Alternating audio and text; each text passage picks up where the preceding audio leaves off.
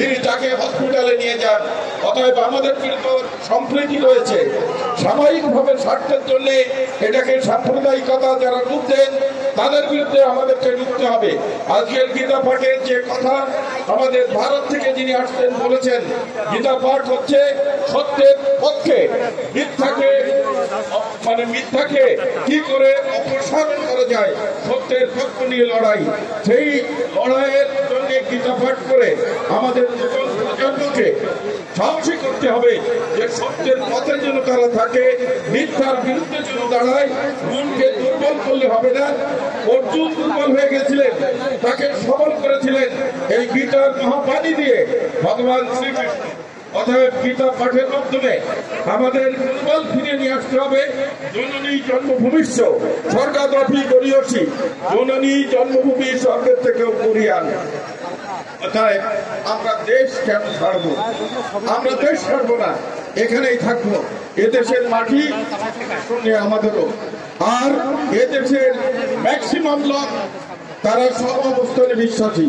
আমরা তাদেরকে নিয়ে একটা অসাম্প্রদায়িক বঙ্গবন্ধু সোনার বাংলা, যেটা আমাদের মাননীয় প্রধানমন্ত্রী বলেছেন যে বঙ্গবন্ধু সোনার বাংলা, সেটা হবে স্মার্ট সোনার বাংলা। আমরা সেই স্মার্ট সোনার বাংলা করতে চাই। আপনারা এখানে উপস্থিত হয়ে যেভাবে অনুষ্ঠান করেছেন, সত্যিকারে এর প্রশংসার ভাষা আমার কাছে জানা নেই। আমি আনন্দিত, আপ্লুত এবং আপনাদের সমস্যা সমাধানে আমার আন্তরিক সহযোগিতা থাকবে। আমি পদক্ষেপ নেব এবং আমি আশা করি আমার মাননীয় প্রধানমন্ত্রী যে বিষয়টি যতক্ষণ করা সম্ভব অবশ্যই সেখানে তার কথা থাকবে না। আমি বাড়াতে চাচ্ছি না। এই সকলের ক্লান্ত, আমরা সবাই প্রার্থনা করবো যে আমাদেরকে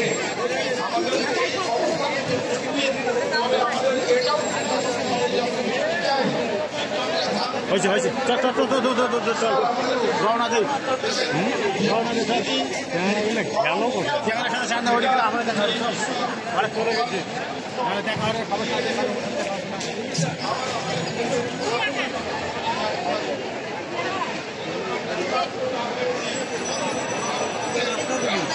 এই ব্যাগ দিয়ে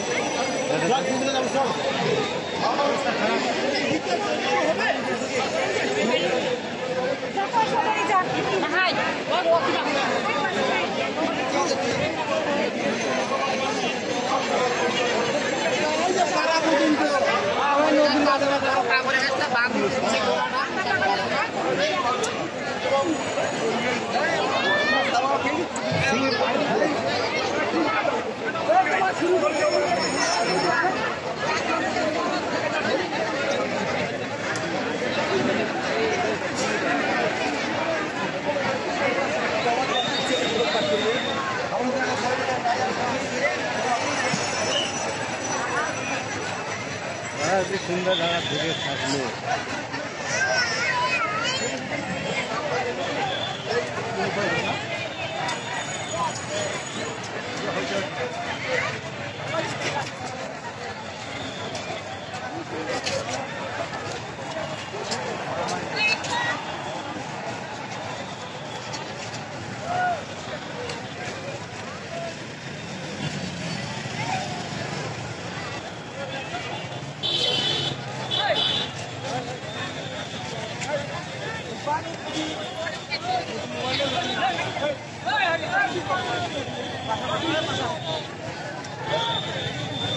ধরা করে সব ক্যামেরা ধরা, পুলিশ লাগে ভালো করে ভিডিও করে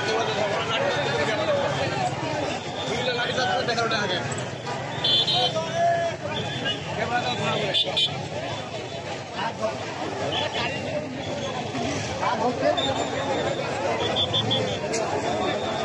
মারা হয়েছে।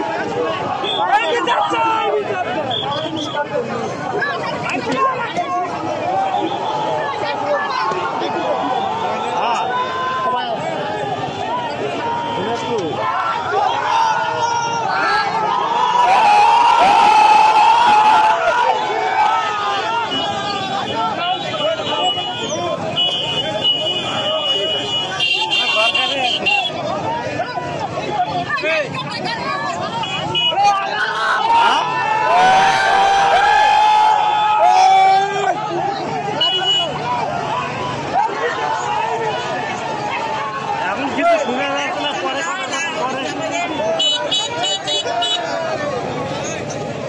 শুনে যাচ্ছে না তো, শুনে যাচ্ছে না। এখন যে কথা কম শুনে তো শুনে তো এখন কি ভিড়তে চলছে এই জায়গাটা।